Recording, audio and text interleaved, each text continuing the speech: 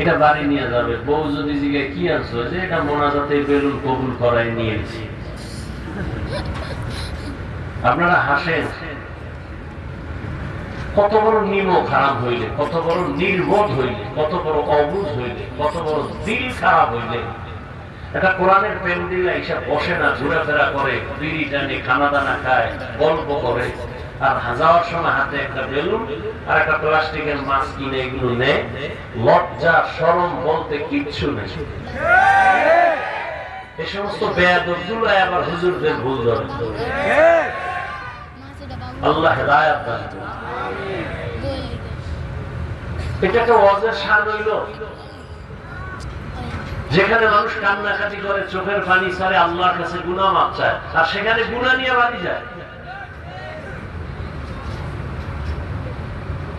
আল্লাহ হেদায়েত দান করুন। আমিন। বলার দায়িত্ব আমার, মানবেন কিনা সে দায়িত্ব আপনার।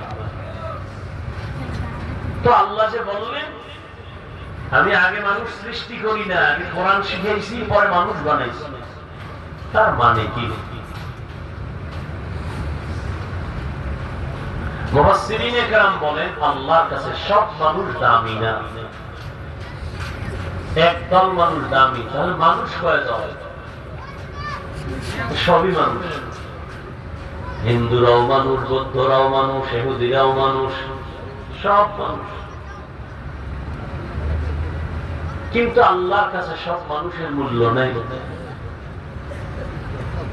কিছু মানুষ আছে বংশগত মানুষ।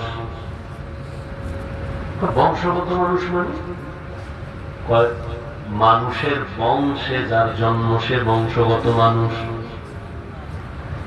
যেমন আদম আলাইহিস সালাম আমাদের বংশগত পিতা, আমরা তার বংশগত সন্তান, আমরা তার বংশগত সন্তান।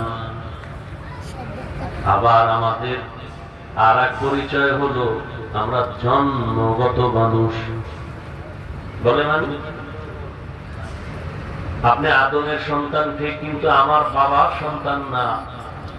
আমি আমার বাবার পরিচয় চলি, আমি আমার বাবার জন্মগত সন্তান, তিনি আমার জন্মগত বাবা পিতা।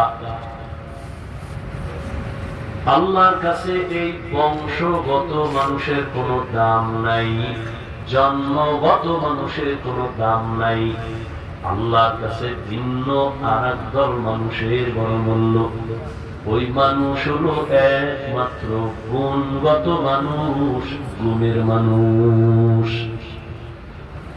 বলেন তো আল্লাহর কাছে কোন মানুষের দাম? কথা বলতে হবে। বয়ান এতক্ষণ শুনছেন, পেট ভরে গেছে, আর বয়ান তো আপনারা জানেন।